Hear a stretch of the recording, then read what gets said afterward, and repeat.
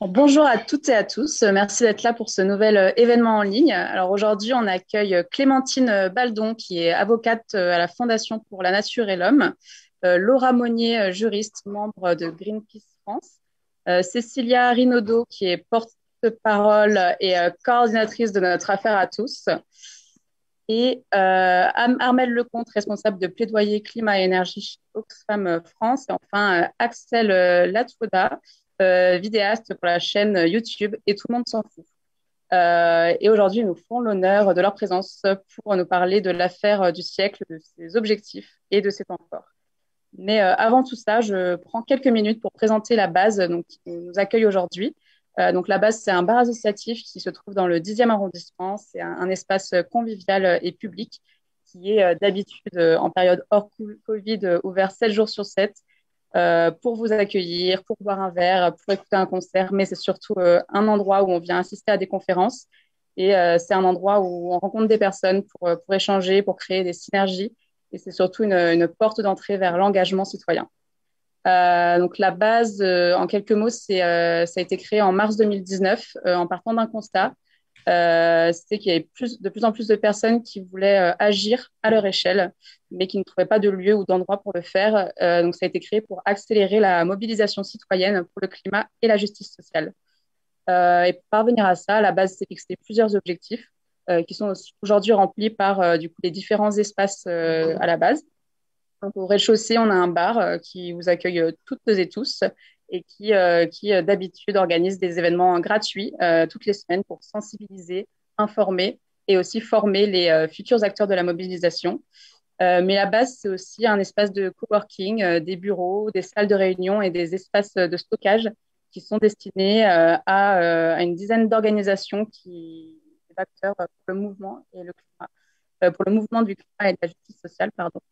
Donc, ces acteurs, ce sont Alternativa, ANV COP21, Faire un monde équitable, le Consulat, le Mouvement, Utopia, Notre Affaire à tous, Nature Rights, Partager c'est sympa, et enfin 350.org. Donc voilà, la base, c'est toutes ces belles choses. Mais aujourd'hui, il faut savoir que le bar est fermé et que le bar représentait 40% de nos revenus. Aujourd'hui, comme vous le voyez, c'est pas possible de venir prendre une bière pour nous aider. Alors, ce qu'on vous demande, c'est que si vous avez aimé cette conférence, à la fin, vous pouvez faire un petit don sur labase.paris/don. Vous pouvez donner l'équivalent de la bière que vous auriez prise si vous étiez avec nous ce soir. Merci à vous. En tout cas, on est très heureux de vous accueillir. Et maintenant, je passe la parole à Paloma Maurice, qui est rédactrice en chef du mouvement On est prêt et qui est là ce soir pour animer la table ronde. Merci. Merci beaucoup. Bonsoir à toutes et à tous. Donc, tu l'as dit, l'objectif de ce live, c'est un peu de tout comprendre à l'affaire du siècle et aux enjeux de justice climatique aujourd'hui. Donc, pour rappel, pour ceux qui débarqueraient totalement, l'affaire du siècle, donc c'est en décembre 2018, 4 ONG, donc Notre Affaire à tous, la Fondation Nicolas Hulot, Greenpeace France, Oxfam France, qui ont attaqué l'État français en justice pour inaction climatique et manquement aux objectifs qui s'étaient lui-même fixés. Et cette grande action, en fait, complètement inédite, elle a été lancée avec une vidéo qui a été réalisée par On est prêt et qu'on va vous diffuser tout de suite au cas où vous ne l'auriez pas vue.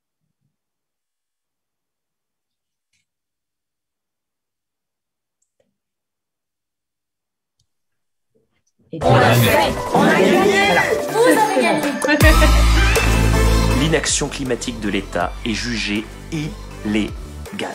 Avec l'affaire du siècle, nous venons ensemble de faire condamner l'État pour inaction climatique. Et ça, c'est une victoire historique, inédite pour le climat et la planète. Rappelez-vous, tout a commencé il y a un peu plus de 2 ans. On a attaqué l'État en justice pour inaction climatique. Nous avons été plus de 2 300 000 à nous mobiliser pour l'affaire du siècle. À soutenir ce recours en justice lancé en notre nom à toutes et à tous par 4 ONG. Cette victoire, c'est la vôtre.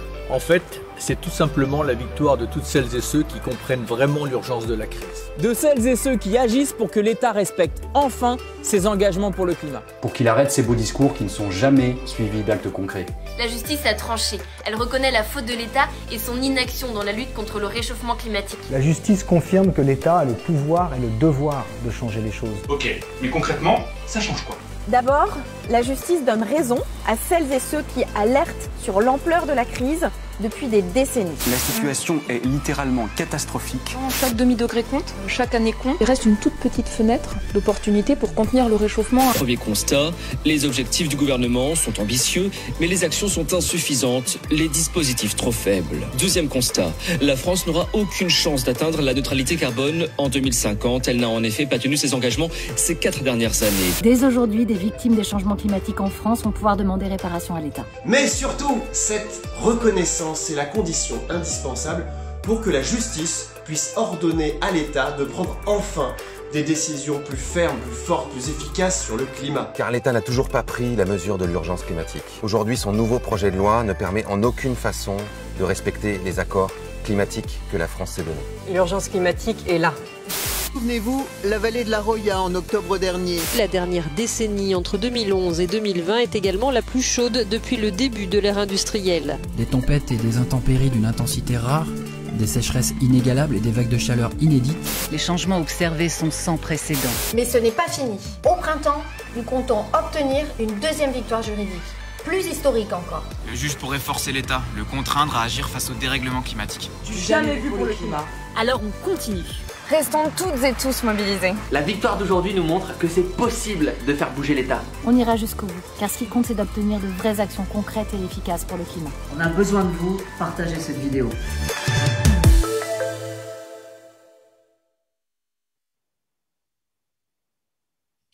Donc voilà, vous l'avez vu dans cette vidéo, donc qui résume un petit peu ce qui s'est passé dans les dernières semaines. Je suis désolée, je me suis trompée. Je pensais que la vidéo était celle qui lançait l'affaire du siècle. Donc voilà, excusez-moi. Donc l'objectif de ce live aujourd'hui, c'est vraiment de revenir en fait sur toute l'aventure de l'affaire du siècle, d'essayer de décrypter cette décision juridique qui n'est pas forcément toujours facile à comprendre, mais aussi les impacts qu'elle a eu et qu'elle peut avoir. Et en fait, le contexte international dans lequel tout ça se passe. Donc, installez-vous confortablement. On en a pour 1h30 à peu près.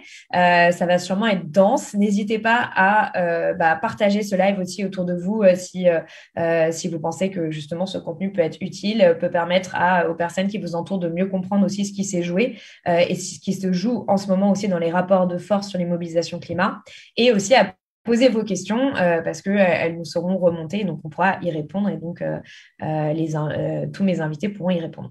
Donc pour commencer, je vous propose qu'on revienne un petit peu en arrière. Donc là, on a vu cette vidéo qui résumait un petit peu les choses, mais j'aimerais qu'on aille un petit peu plus en détail et qu'on revienne un peu sur le contexte en fait dans lequel s'est lancée l'affaire du siècle. C'était quand même il y a plus de 2 ans, hein, donc comme je l'ai dit en décembre 2018. Et donc je vais commencer avec vous, Cécilia. Est-ce que vous pouvez nous expliquer un peu comment est-ce que vous est venue l'idée de lancer l'affaire du siècle? Quelle était l'inspiration que vous avez eue à ce moment-là pour le faire? Merci Paloma et bonjour à toutes et à tous qui suivaient ce direct. Donc si l'affaire du siècle, en fait, elle a été lancée en décembre 2018, l'idée de cette action, elle est née bien avant. Elle est née dès 2015, suite aux accords de Paris et à la victoire de l'association Urgenda aux Pays-Bas. Urgenda, c'est un peu l'alter ego de l'affaire du siècle, parce qu'il s'agit d'une action en justice portée par l'association Urgenda et 800 citoyens et citoyennes néerlandais contre l'inaction climatique du gouvernement. Et en juin 2015, la justice néerlandaise, elle a donné raison à l'association Urgenda en condamnant le pays à réduire ses émissions de gaz à effet de serre d'au moins 25% d'ici 2020. Et ce jugement a été par la suite définitivement confirmé par la Cour suprême en décembre 2019. Donc cet exemple, en fait, il nous a montré que l'action juridique, elle est primordiale dans la bataille climatique parce qu'elle a le pouvoir de contraindre les plus responsables de la crise climatique à cesser d'agir en toute impunité. Et c'est des actions comme ça, en fait, qui poussent les citoyens à travers le monde à se lever pour demander à la justice de protéger leurs droits fondamentaux et à imposer au gouvernement d'agir plus vite et plus fort pour lutter contre le réchauffement climatique et dont les conséquences, elles sont déjà désastreuses aujourd'hui et on on est déjà toutes et tous impactés par les impacts du réchauffement climatique. Et donc, c'est comme ça, en fait, qu'elle est née l'idée de l'affaire du siècle, et qui a conduit d'ailleurs à la création de notre affaire à tous en 2015, suite à la victoire d'Ouganda, avec cette idée folle, disaient certains à l'époque, de faire la même chose en France, de faire reconnaître la responsabilité de l'État français et de le pousser à agir plus efficacement pour lutter contre le réchauffement climatique. Parce que si on a décidé d'attaquer l'État, en fait, c'est parce que l'État français il nous a pas laissé le choix. D'un côté, ça fait plus de 30 ans que les scientifiques ils nous alertent sur l'ampleur du changement climatique. Et de l'autre, la France, elle a pris des engagements internationaux, européens, des textes de loi qui imposent d'agir. Et la France promet d'agir, en fait. Mais ces actions, elles sont pas du tout au rendez-vous. Et c'est parce que, justement, la France, elle tient pas ses engagements climatiques, alors qu'ils sont fixés par la loi, qu'on a fait appel à la justice, justement pour qu'elle contraigne l'État français à tenir ses engagements. Parce que justement, le juge, il a ce pouvoir de contraindre. Et c'est ça le problème, en fait, dans la lutte contre le réchauffement, enfin, dans la lutte pour le réchauffement climatique, c'est que les États ne se sentent pas suffisamment contraints et pas suffisamment contraints assez vite. Et donc, saisir les tribunaux, ça nous permet d'avoir des réponses plus rapides et plus contraignantes. Donc, c'est pour ça que dès 2015, en fait, on a commencé à préparer cette action en justice. On allait chercher des partenaires, des citoyens, des personnalités qui étaient convaincus que la justice, elle pouvait jouer ce rôle fort face à l'insuffisance des politiques climatiques.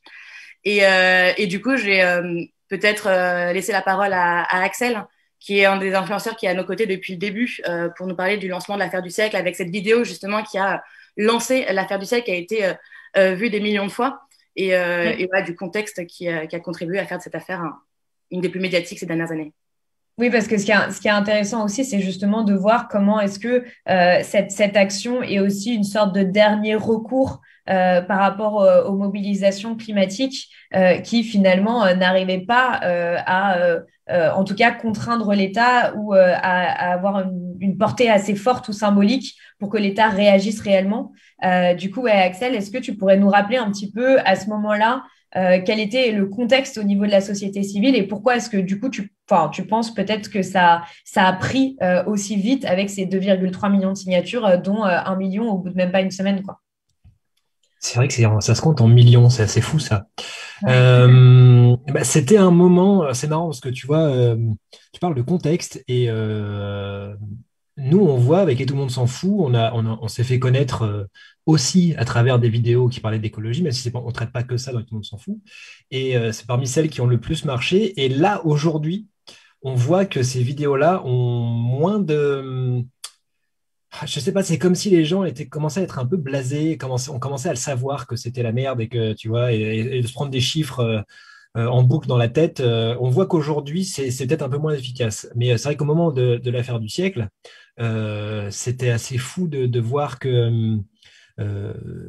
comment dire, c'est l'idée de voir comment on peut avoir du pouvoir. Quand tu fais des vidéos sur Internet, tu te dis pas je vais changer les choses, tu dis ok, j'ai un truc à dire, je vais le dire, peut-être que ce que je vais dire ça va parler à des gens, peut-être qu'il va y avoir des répercussions en termes de partage d'informations, mais de là à engendrer une action concrète comme celle-ci et qui en plus finissent par fonctionner et avoir un vrai impact, c'était complètement fou. Et c'était au moment aussi où il y a eu beaucoup de manifestations, les marches pour le climat, etc. Il y a le mouvement des Gilets jaunes qui arrivait à ce moment-là. Et la jonction de tout ça. Donc ça a fait, oui, il y avait une espèce d'envie de révolution, entre guillemets, quoi. Et le fait de pouvoir, en tant que citoyen, le fait de... C'est toujours une vraie question sur une pétition, est-ce que ça marche vraiment ? Là, c'est la preuve qu'il y a des résultats. Et c'est surtout l'idée de... Moi, ce que ça m'évoque, c'est comment je fais en tant que citoyen. Parce qu'il y a l'idée de révolution, ça implique peut-être parfois des notions d'action violente, d'action où on se dit, OK, il faut que je outrepasse mes capacités. Et en fait, non, à travers une pétition, on peut faire ce qu'on appelle une action non violente et dire OK, j'agis et je fais quelque chose de concret, quoi. Donc ça, je trouve que c'est ça le plus important pour moi, en tout cas, de donner la possibilité à tout le monde, en fait, de pouvoir donner sa voix et de dire ouais, j'ai quelque chose à dire, en fait. Ouais, C'est exactement ça. Maintenant que le décor est posé un peu, qu'on a compris du coup quelle avait été l'inspiration, quel avait été le contexte, etc., on va rentrer peut-être dans une dimension un tout petit peu plus technique, même si on reviendra sur toutes les grandes questions que tout ça pose. Avec toi, Clémentine, est-ce que tu peux nous rappeler du coup quelles sont les étapes qui ont mené à l'affaire du siècle? Oui, bonjour Paloma, bonjour à tous. Et ravie de participer à cette conférence. Alors, juste un mot, je rebondis sur ce que vous disiez, c'est le lancement de l'affaire du siècle, donc ça a été la pétition, la vidéo, et moi, donc en tant qu'avocate, ça a été intéressant dans toutes ces affaires, j'en dis déjà un mot, de voir à quel point ça a alimenté notre dossier juridique, toute cette mobilisation, toute cette pétition, et comment tout s'est auto-alimenté, c'est-à-dire l'action juridique s'est alimenté de l'action citoyenne et vice-versa. Alors, en termes de procédure, comme c'est un peu complexe, on va afficher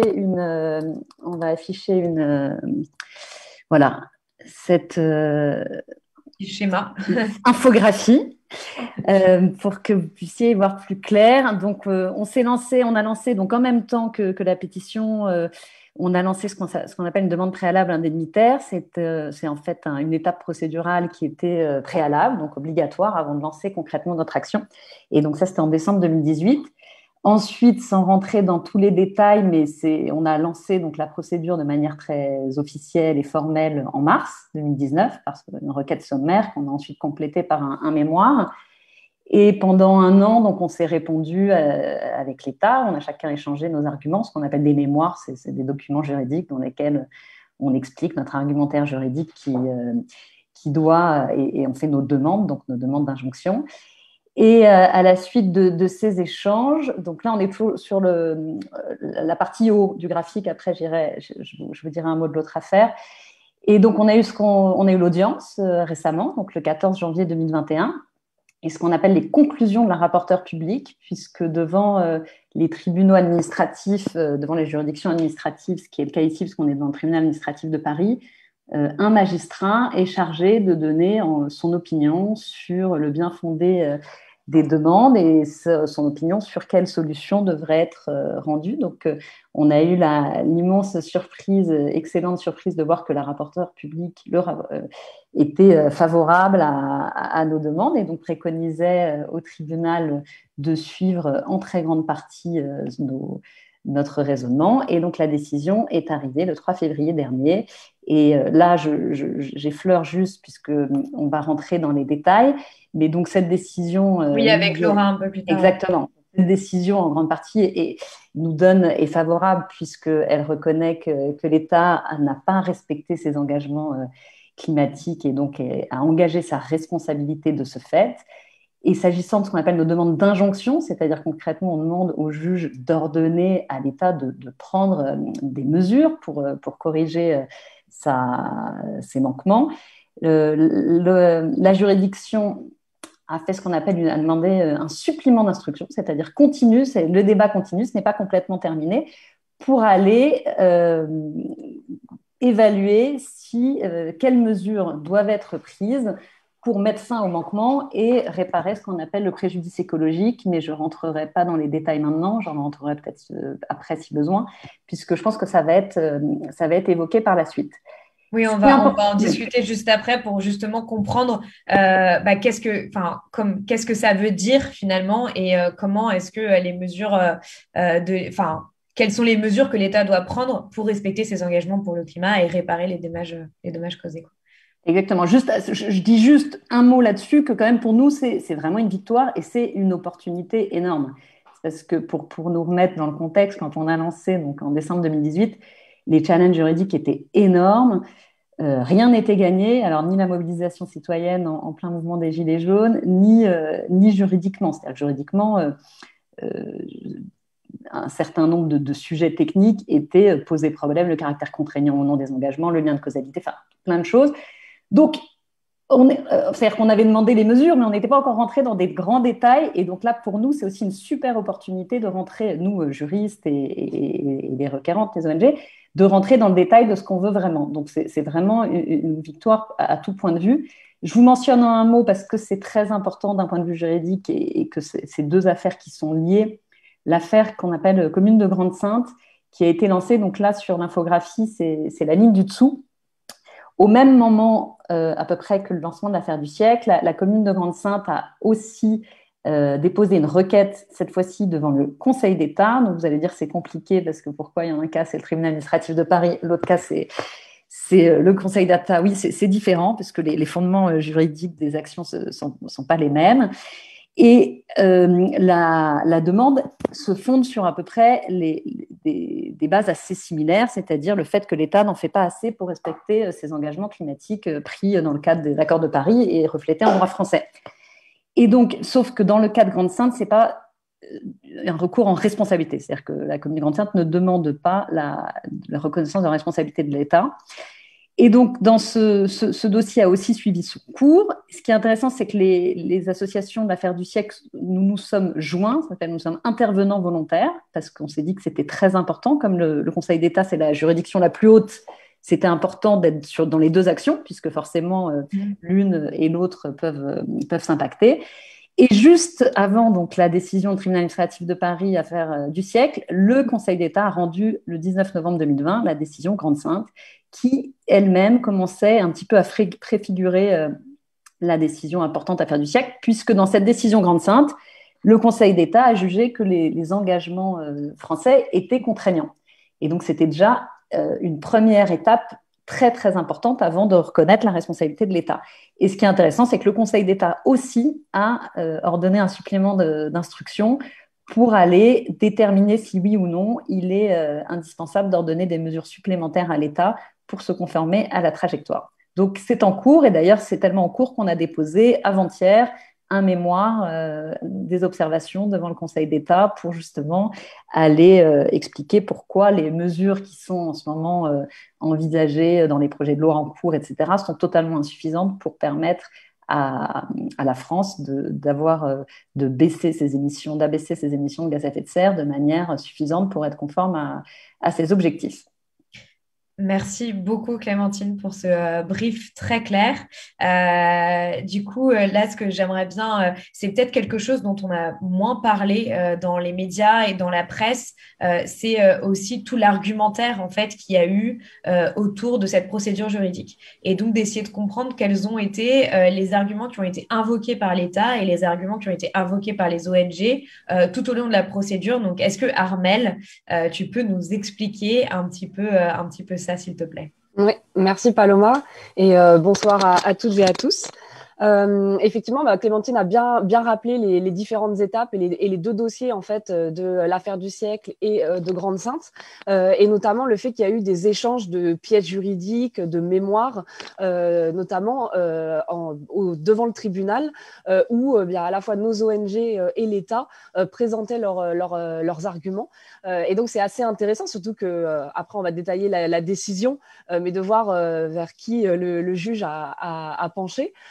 Et effectivement, déjà, la première chose, c'est ce que rappelait Clémentine, le fait déjà que l'État, lui, il estimait que les objectifs climatiques n'étaient pas contraignants. Et c'est là que le Conseil d'État a, pour la première fois, jugé que bien si, c'était contraignant et que justement de regarder que la France est engagée en fait à réduire ses émissions de 40% d'ici à 2030 et que c'était bien. Il y avait un moment, et Clémentine ou Laura pourront rajouter, c'est un peu la distinction entre le droit mou ou le droit dur, et que ça montre justement que les gouvernements successifs avaient tendance à prendre des objectifs, mais derrière, s'ils n'étaient pas respectés, il ne se passait pas grand-chose en fait.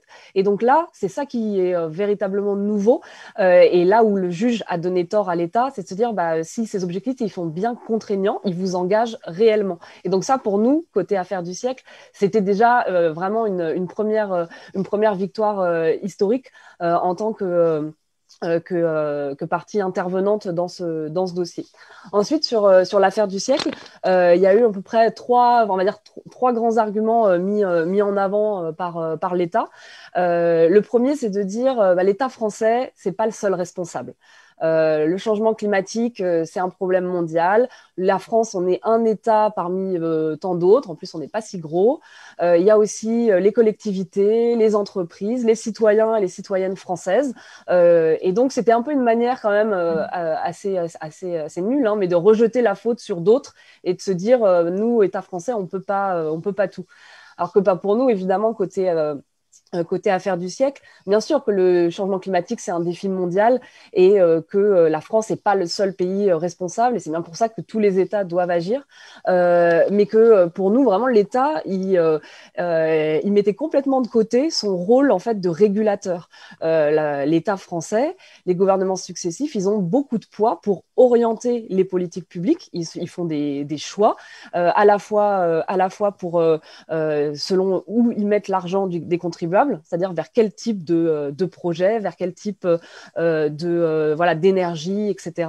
Et il y a aussi un rôle d'incitation, par exemple tout ce qui est les incitations fiscales, pour aussi inciter des citoyens à, par exemple, faire de la rénovation de leur logement. On pourrait ça fait partie des exemples de la loi climat, d'ailleurs, des mesures qui ont été proposées par la Convention citoyenne. Exactement, donc il y a un vrai rôle là de l'État. Et donc voilà, ça c'est quelque chose, nous, on mettait en avant. Et Laura y reviendra quand elle parlera plus de la décision, mais que le juge, il a reconnu cette responsabilité et qu'il y avait bien une carence de l'État à ce niveau-là.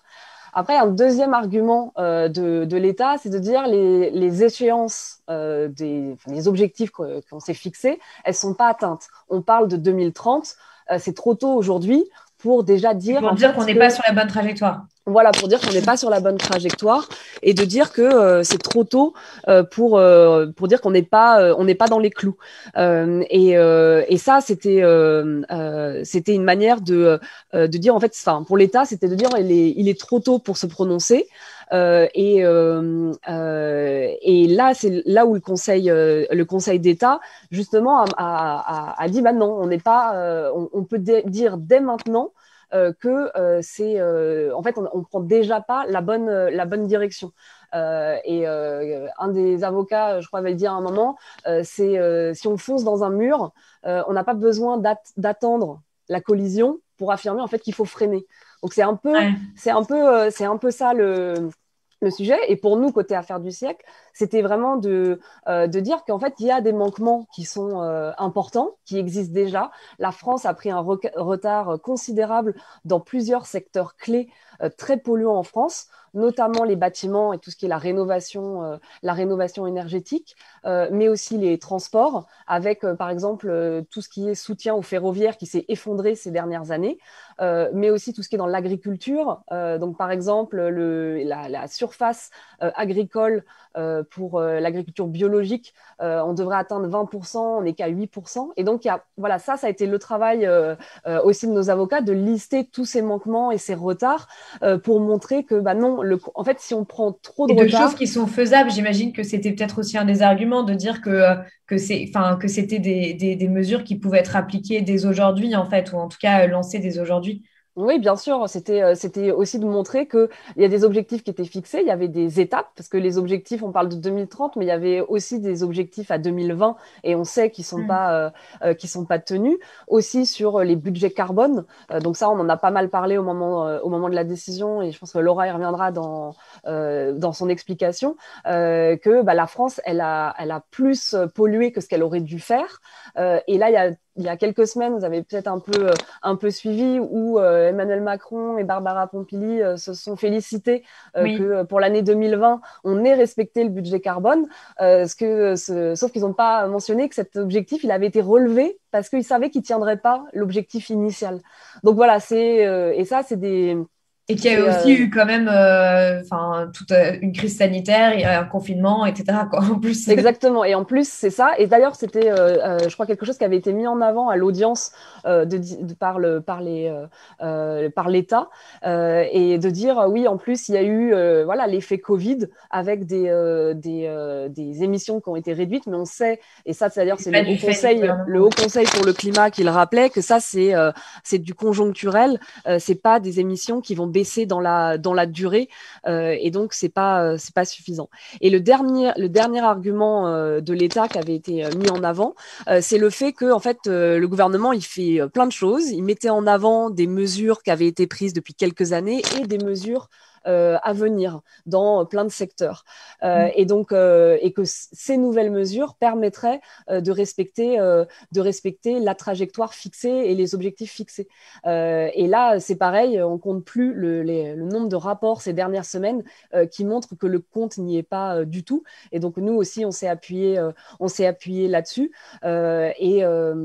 Et comme le rappelait Clémentine, aujourd'hui, on a sorti avec on a commandité auprès d'un institut Carbone 4 pour montrer justement que non, en prenant les mesures déjà prises, des mesures envisagées, eh bien, en fait, la France ne va pas tenir ses objectifs de réduction d'émissions de gaz à effet de serre et dans un certain nombre de secteurs qui sont listés, des secteurs les plus structurants, encore une fois, bâtiments, transport, agriculture, et donc qui montrent que effectivement le compte n'y est pas.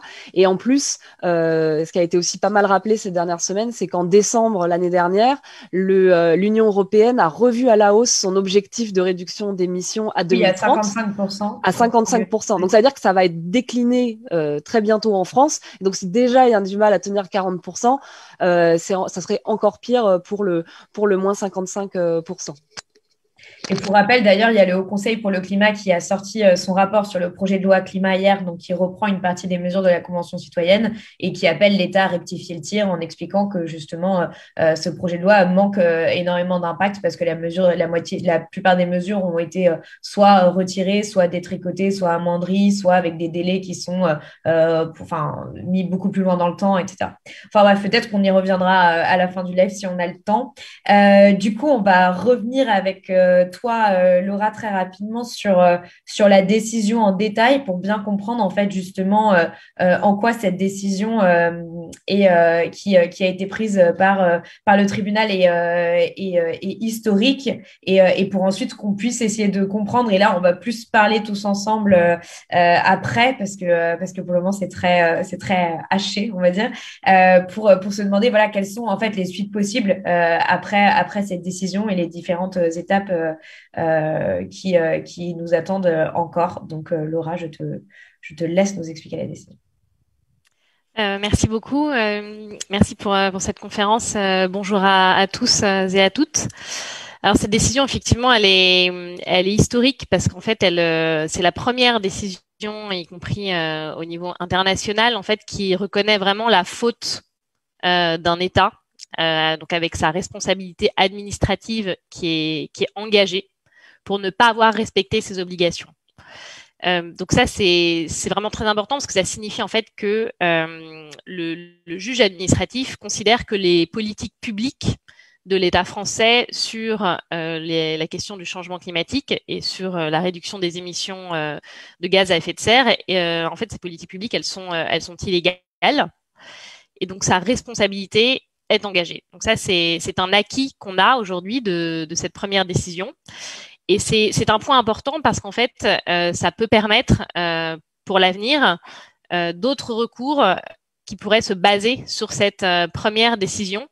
Donc d'autres organisations ou des citoyens, à condition évidemment de présenter un dossier solide qui montre bien un préjudice, un lien de causalité. Et étant donné que la thématique est très large, elle porte sur le changement climatique, il y a beaucoup de dossiers potentiels qui pourraient être reliés à celui-là. Mais à nouveau, voilà, sous réserve de la solidité des dossiers. Donc le fait que la responsabilité de l'État soit reconnue, ce qui est vraiment une singularité dans ce dossier, à la différence du dossier qui a été déposé par la commune de Grande-Synthe, qui vise essentiellement à demander une injonction à l'État à agir. Là, il y a vraiment une particularité qui est novatrice puisqu'elle peut permettre de demander ensuite des indemnisations, notamment. Deuxième particularité, c'est un dossier qui est intéressant, je trouve, d'un point de vue aussi du background, on va dire, scientifique sur la question du changement climatique. On a une unanimité sur la question du changement climatique. C'est vraiment un dossier qui est singulier parce qu'on a beaucoup de dossiers sur l'environnement où on n'a pas cette unanimité institutionnelle, mais même de l'État, où l'État va considérer lui-même en fait sur cette question du changement climatique qu'il ne prend pas les mesures suffisantes. Il le sait, il admet qu'il ne peut pas respecter certaines trajectoires. Le Haut Conseil pour le climat, on a beaucoup d'organismes scientifiques aussi qui ont mis en avant cette insuffisance de l'État. Et donc ça, évidemment, on a eu des éléments de preuve scientifiques très, très solides pour le dossier. C'est pas forcément le cas en matière environnementale. On a des domaines où on va être sur du risque industriel, ce genre de choses, et on n'a pas ce même niveau de preuve. Donc là, on avait quand même une vraie solidité scientifique qui donnait quand même un levier important au tribunal. Et après, un des arguments, ça a été invoqué un petit peu tout à l'heure, c'est de l'État, c'est de dire je suis pas le seul contributeur à cette augmentation des émissions. En tout cas, je suis pas le seul responsable. C'est aussi un argument qui est utilisé par les entreprises et l'État qui renvoient la balle aux citoyens et à leur mode de vie, leur mode de consommation. Et ça, c'est le tribunal administratif de Paris a fait une interprétation qui est intéressante en disant que c'est l'État qui est le mieux placé pour empêcher la survenance des dommages. Et donc, c'est l'État, en fait, le principal responsable. Donc, d'un point de vue du lien de causalité, il a été établi et il a été apprécié de façon assez globale entre les dommages environnementaux, et ce sera le troisième point, et cette insuffisance de l'action de l'État dans ses pouvoirs publics pour réduire les émissions de gaz à effet de serre. Sachant que, je ne l'ai pas précisé, mais sur le premier point, cette insuffisance pour réduire les émissions, eh bien, en fait, elle est appréciée au regard de deux fondements principaux. Il y a un premier fondement qui est une obligation qu'a l'État de lutter contre le changement climatique et qu'on tire en fait de la Constitution. Il y a une charte de l'environnement qui appartient, qui a une valeur constitutionnelle. Et il y a un deuxième point qui est plus sur, ça a été aussi évoqué tout à l'heure, les instruments qui étaient, on s'interrogeait justement sur leur caractère contraignant, qui sont en fait des trajectoires publiques que se donne l'État, dont se dote lui-même l'État pour dire bon bah là je vais réduire mes émissions et voilà comment je vais faire. Donc ce sont des documents publics où l'État précise ses trajectoires et ça a une valeur contraignante et ça n'a pas été respecté et donc l'État a aussi été sanctionné là-dessus.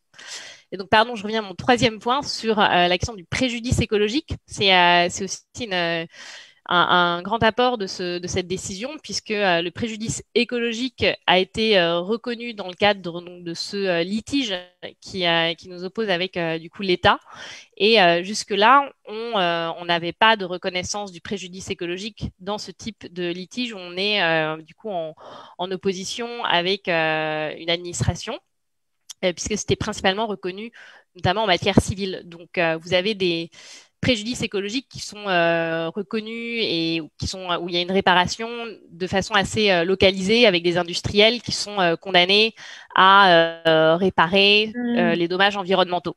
Là, ce dossier était très singulier parce que déjà, on demandait au juge administratif de reconnaître le préjudice écologique dans son champ de compétences. Son champ de compétences, c'est du coup les litiges avec les citoyens, l'administration, les collectivités, les entreprises chargées d'un service public. Et on lui demandait même un peu plus, puisqu'en fait, là, il y a vraiment une singularité du préjudice écologique, puisqu'en fait, il n'est pas réparable en nature. On ne peut pas réparer le surplus des émissions de gaz à effet de serre en nature. C'était pas possible. Chiffrer le préjudice écologique, c'est pareil, c'est très complexe parce que c'est à nouveau, on est sur un sujet qui est vraiment très vaste. Et nous, notre objectif, et qui a été suivi a priori pour l'instant, ça a été surtout qu'on puisse obtenir par rapport à ces dommages environnementaux une action de l'État, une action qui viserait à réparer le surplus des émissions de gaz à effet de serre pour le passé. Donc en agissant de façon à ce qu'il y ait une compensation et d'agir pour l'avenir pour que la trajectoire soit respectée. Et aussi donc que les victimes directes des changements climatiques puissent demander réparation. Oui, tout à fait, ça serait possible à condition, voilà, il faut vraiment qu'elle justifie, déjà il faut qu'elle justifie un intérêt à agir, et il faut qu'elle justifie un préjudice et un lien de causalité entre la faute il faut identifier la personne, l'entité publique qui a, ça peut être aussi au niveau décentralisé, hein, ça peut être au niveau au niveau des préfectures. Donc, on peut imaginer différentes choses. Alors, simplement, avant de passer aux suites possibles, moi, j'avais une question. Alors, c'est plutôt une question que je lance à la volée. Donc, enfin, voilà, dites-moi qui a envie de répondre. Moi, je sais qu'à ce moment-là, j'ai des personnes autour de moi qui ne sont pas forcément hyper sensibilisées sur les questions environnementales qui m'ont dit mais en fait, c'est une blague, ce truc. Il y a eu 1 euro versé. C'est un peu du foutage de gueule, etc. Enfin, qui, en fait, se sont pas du tout rendus compte de l'aspect justement historique que vous venez de décrire et qui avaient l'impression que justement, c'était rien parce qu'il y avait ce 1 euro symbolique. Et moi, ça m'a frappé aussi de voir que, en fait, beaucoup de médias titraient en fait sur l'État verse 1 euro symbolique, ce qui, je pense, a envoyé en fait un message assez contradictoire à la population de il s'est pas passé grand-chose finalement. Je sais pas qui a envie de réagir là-dessus, mais moi, je sais que j'ai eu beaucoup de discussions sur ça avec des gens qui étaient très extérieurs en fait. Juste un mot, en fait, on ne cherchait pas du tout à travers ce dossier à récupérer de l'argent ou à travailler à la place de l'État en récupérant de l'argent pour essayer de réparer les émissions, le surplus d'émissions. Donc, l'objectif du recours, c'était pas une indemnisation financière. C'était pas du tout l'objectif. L'objectif, c'est que l'État agisse. Et c'est ça qui est permis et qui a été acté par le tribunal administratif. C'est que l'État devrait, on verra en fonction de la suite du dossier, mais être enjoint à agir. Ok, merci beaucoup. Est-ce qu'il y avait une autre réaction? C'est peut-être le mot symbolique qui a posé problème. Peut-être que les gens ne connaissent plus la valeur des symboles et on est dans un contexte où on a besoin d'action. Je pense qu'il y a ça aussi, oui. Et du coup, peut-être que le mot symbolique, alors que c'est un mot qui a beaucoup de sens et c'est les symboles qui restent dans la mémoire, je pense, plus que les choses concrètes presque, dans l'histoire en tout cas, puisqu'on parle de faits historiques, là c'est pour ça qu'on fait cette conférence, pour montrer que ce truc, c'est un truc, c'est fou ce qui s'est passé. Et peut-être que c'est peut-être le mot symbolique qui n'est pas passé. Peut-être qu'on vit dans une époque qui manque de symboles, je dirais, pour dire des grandes phrases qui n'arrangent pas grand-chose, mais donc peut-être qu'il faut essayer de... Il aurait peut-être... les médias auraient peut-être gagné à redorer un peu cette notion du symbole, peut-être. Surtout que c'est nous qui l'avions demandé, en fait, cet euro symbolique. Hein. C'est pas le tribunal qui a décidé de nous donner 1 euro par rapport à notre demande. On avait demandé cet euro symbolique justement parce que, comme le disait Laura, notre objectif, c'était pas de faire payer l'État. Et d'ailleurs, si on avait demandé une grosse somme, on nous aurait peut-être critiqué en disant que, au final, c'est le contribuable qui va payer et on nous aurait critiqué là-dessus, en fait. Et du coup, c'était pour ça qu'on a voulu avoir ce symbole de reconnaissance du préjudice écologique, de reconnaissance du préjudice moral en demandant cet euro-là, sans demander de compensation plus forte, parce qu'après, l'objectif derrière, c'est que derrière cette reconnaissance-là, on va demander à l'État d'agir. Et le juge va pouvoir ordonner à l'État d'agir, et c'est ce que dit la décision, d'ailleurs. Ouais, non, mais je sais tout ça. Hein. Je posais volontairement la question parce que justement, moi, on m'a interpellée là-dessus et que je trouvais ça étonnant, en fait, que ce soit ça que les personnes retiennent. Et je trouve que ça pose la question de la mise en récit. Enfin, c'est ce qu'on est en train d'essayer de faire ce soir, justement, d'expliquer tout ce qui s'est joué autour de l'affaire du siècle. Mais ça pose aussi beaucoup la question de la mise en récit médiatique de tout ça et du fait que, justement, ce soit pas forcément toujours présenté de la manière dont ça devrait l'être. D'ailleurs, sur le préjudice écologique, ce qui est intéressant aussi dans la couverture des médias et de certains professeurs de droit aussi qui ont pu communiquer là-dessus, c'est qu'il y a une communication qui a été faite, qui a été sur le fait qu'il y a eu le refus de la demande d'indemnisation des 1 euro du préjudice écologique et ça a été communiqué comme si le préjudice écologique avait été rejeté. Alors qu'en fait, c'est cette demande d'indemnisation qui a été refusée, alors que le préjudice écologique a été reconnu, parce que justement, on demande réparation nature. Et en fait, dans la communication, des fois, des médias, on avait l'impression que le préjudice écologique n'était pas du tout reconnu, alors que si. Et c'est ça qui fait la force de la décision. C'est vrai, moi j'ai vu beaucoup d'articles contradictoires là-dessus. Et ben justement, on arrive, donc on a une question de Jérémy qui est exactement en lien avec là où nous en sommes et qui demande justement, après cette victoire historique contre l'inaction climatique de l'État français, comment allez-vous faire concrètement et quelles actions à venir? Donc Clémentine, je te laisse nous expliquer ça, si tu es d'accord. Bien sûr, merci. Juste, je reviens sur l'euro symbolique.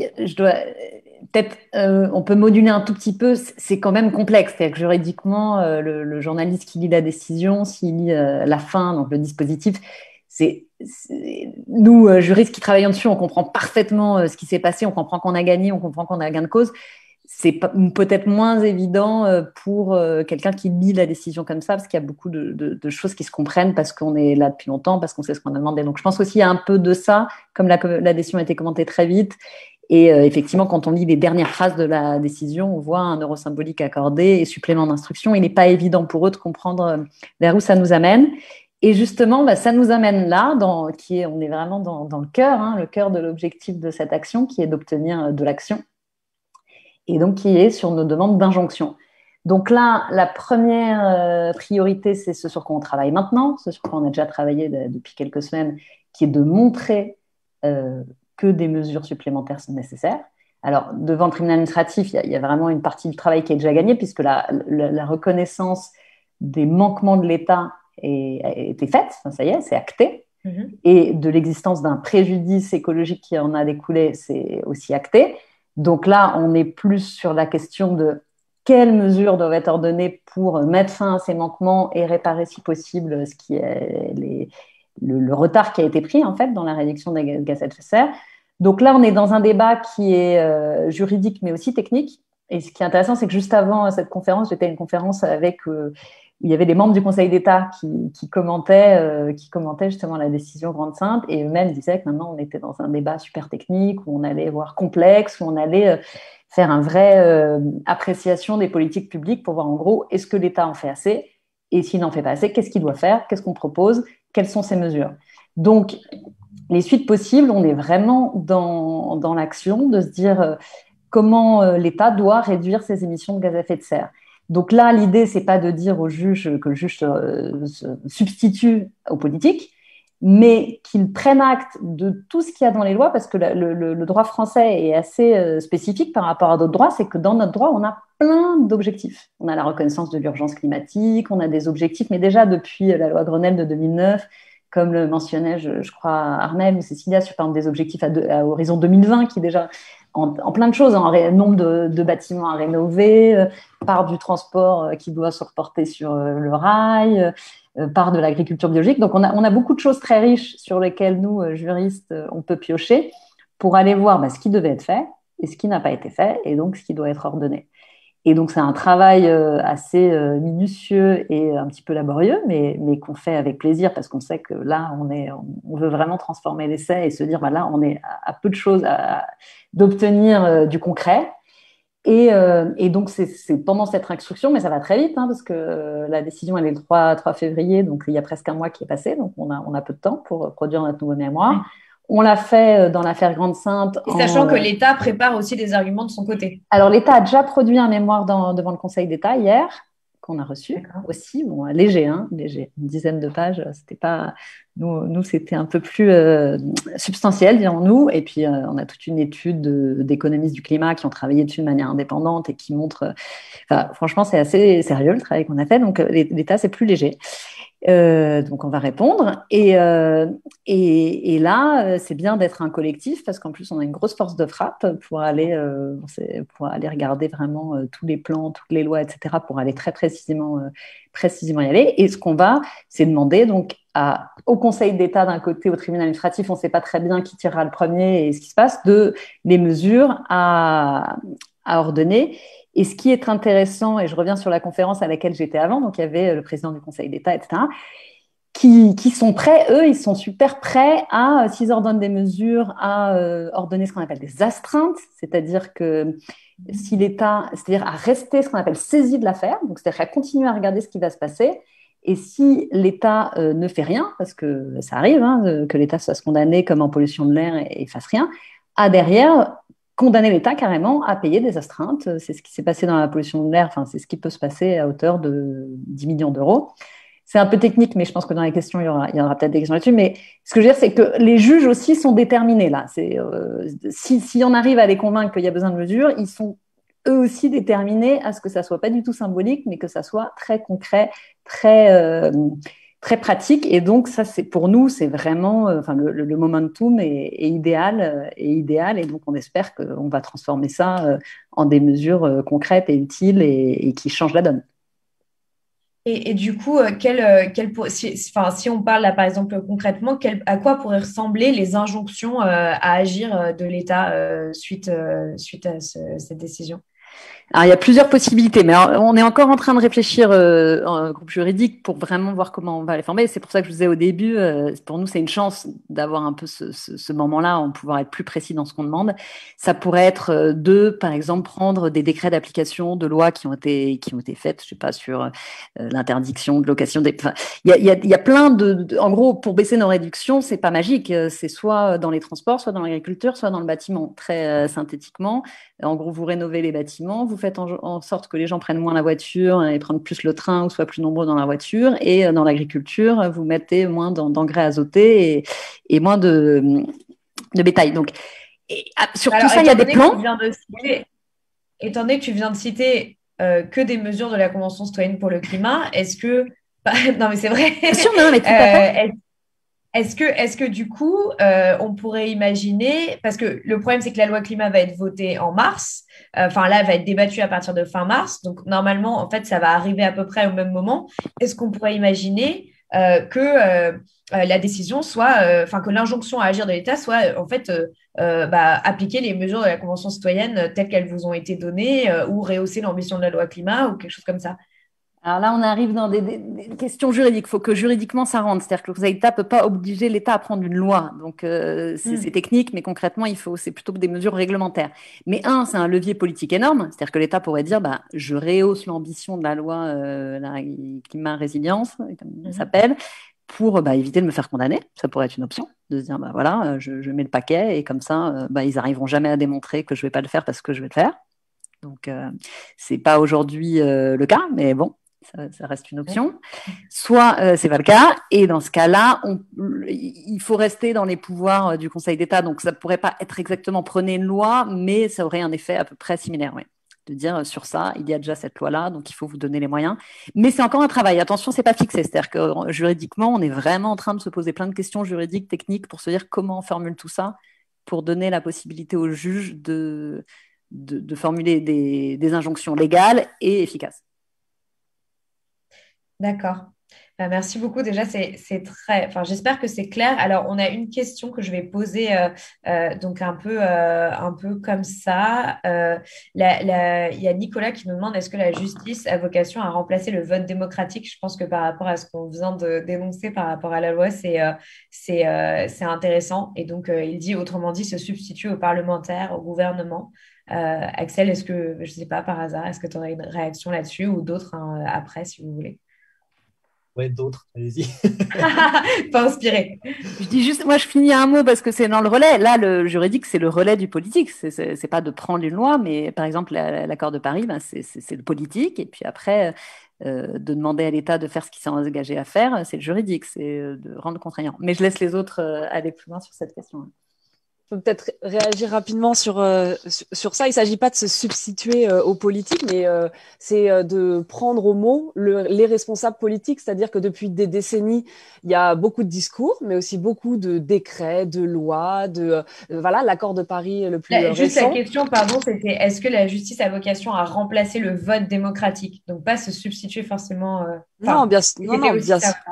Bien sûr que non, on vit en démocratie. Bien sûr que les élections, c'est un moment important de la démocratie, mais la justice, c'est aussi un contre-pouvoir. Et quand l'État ne respecte pas les propres engagements qu'il s'est fixés, il est normal que le juge intervienne et puisse le contraindre à faire ce qu'il avait dit qu'il ferait. Sinon, quel poids on donne en fait à la parole politique et au texte de loi? C'est-à-dire que on entend quand même, en tant que citoyen ou citoyenne, l'État attend de nous qu'on respecte la loi. Et si on la respecte pas, on peut être condamné, on peut aller en prison. Et donc, c'est un peu normal aussi que l'État qui vote des lois successives sur ces enjeux-là, il soit aussi tenu responsable s'il ne respecte pas. Sinon, quel poids on peut donner à des textes qui qui sont votés, et c'est peut-être ça ce que disait Axel au tout début, que les gens ils deviennent blasés. Et c'est vrai, c'est triste. Moi, ça fait une dizaine d'années que je travaille sur ces enjeux-là, et je vois bien en fait que c'est dur pour les gens. Il y avait peut-être plus d'espérance et de comment dire d'espoir il y a quelques années, et que maintenant en fait on a l'impression que quand on dénonce certaines choses, ça n'a plus le même poids, et que quand même là ce jugement, c'est quand même se dire, c'est la première fois que l'État français il est condamné parce qu'il n'a pas agi suffisamment. Et rien que ça, déjà, ça devrait être suffisant. Et après, c'est important, bien sûr, de rentrer dans tous ces débats techniques et juridiques et les injonctions. Mais juste si on prend un temps de recul, de se dire que c'est un symbole, mais c'est un symbole qui est quand même majeur et qui devrait... Et je pense qu'il y a quelques années, peut-être que ça nous aurait plus... Quand je dis nous, c'est toute la société aussi dans son ensemble, ça nous aurait plus touché de se dire, mais c'est quand même incroyable de se dire que... bah oui, l'État, il y a une il est forme condamné. de qui fait qu'on ne réalise pas la portée symbolique de... C'est ce dont parlait Axel tout à l'heure, justement, le fait d'avoir perdu la notion du symbole aussi, quoi. On veut du très concret, en fait. C'est ça, il y a un peu ce sentiment que moi j'ai un peu comme ça que je pouvais le ressentir, c'est de se dire, voilà, on a gagné cette première étape historique et qu'il y avait beaucoup de gens qui étaient là, so what, quoi. C'est un peu ça. Bah oui. L'État n'a pas été condamné à agir, donc de toute façon... C'est ça, et je veux dire, c'est légitime de se dire, parce qu'on a tellement entendu de discours, de promesses, que les gens, en fait, maintenant, ils sont aussi dans la fatigue, et nous les premiers, de se dire, ce qu'on veut, c'est des actions, en fait. Et c'est pour ça, c'était important de rappeler cet euro symbolique, c'était pas ça le plus important pour nous. Nous, le plus important, c'est vraiment qu'on contraigne l'État à vraiment agir, ce qu'on attend de lui. Et je pense que ça, faudra qu'on le ça, c'est mais c'est vrai que cette condamnation, c'est quand même un symbole extrêmement fort et de se dire, bah oui, on prend les responsables politiques au mot et qu'ils votent des textes, et bah, c'est normal qu'on s'assure qu'ils les appliquent. Alors justement, c'est une transition absolument parfaite avec la suite. Donc pour continuer à dérouler le fil de notre pensée et bien comprendre tout ce qui se joue autour de l'affaire du siècle, on va continuer du coup avec toi, Laura, pour l'idée là, c'est un peu d'essayer de comprendre ce qu'il se passerait donc dans un mois maintenant, en fait, un tout petit peu plus d'un mois, quand la décision sera rendue, si l'État fait appel, si la décision n'est pas respectée, etc. Enfin, c'est-à-dire, qu'est-ce qu'on peut espérer de cette suite-là, puisque ça va aussi ouvrir autre chose. Oui, je vais faire juste 2 remarques par rapport à ce qui vient d'être dit. En fait, la justice, là, elle est complètement dans son rôle à contrôler ce que fait l'exécutif. Et ça n'a pas vocation à remplacer le vote démocratique et le vote des lois, etc. Parce que si vous n'avez pas de loi, pas de règlement, vous pouvez pas aller devant la justice. Donc c'est essentiel d'avoir ça. Et la loi climat résilience, elle est largement insuffisante en l'état. Elle sera insuffisante lorsqu'elle sera votée. Elle ne permettra très probablement pas de respecter et de permettre à l'État de montrer qu'il va respecter ses engagements. Et dans tous les cas, dans notre cours, on ne vise pas que l'avenir, on vise également le passé. Donc on demande aussi des mesures de réparation par rapport aux dépassements qui ont déjà été occasionnés. Maintenant, si on a donc, on va avoir cette décision qui sera positive ou négative. Et une fois qu'on a la décision, la deuxième décision du tribunal administratif de Paris, on pourra, nous, l'État ou les intervenants, nous pourrons faire appel de cette décision. On a un délai de 2 mois dans lequel on peut faire appel. Si l'État est condamné en juin à agir, et donc que la décision nous convient en tant qu'association requérante, l'État peut-être fera appel. Et mais cependant, la décision, en fait, elle s'appliquera. C'est-à-dire l'appel n'est pas suspensif. C'est-à-dire que voilà, exactement. Donc, on pourra quand même continuer à en tout cas communiquer et à exiger de l'État qu'il respecte cette décision. Donc, c'est pas suspensif. Dans l'affaire de Grande-Synthe, la décision, elle sera, qui avait été évoquée par Clémentine, elle sera, elle, définitive. C'est-à-dire qu'il n'y a plus d'appel qui est possible parce que c'est une décision qui est rendue par le Conseil d'État. Donc, il n'y a plus de possibilité d'appel. Voilà, alors que nous, en fait, si on fait appel ou si l'État fait appel, on peut aller devant la cour d'appel administrative Et ensuite, si on n'est pas satisfait, nous, l'État, de la décision devant la Cour d'appel administrative, on va devant le Conseil d'État. Donc, potentiellement, il peut y avoir un peu de temps de procédure s'il y a des appels.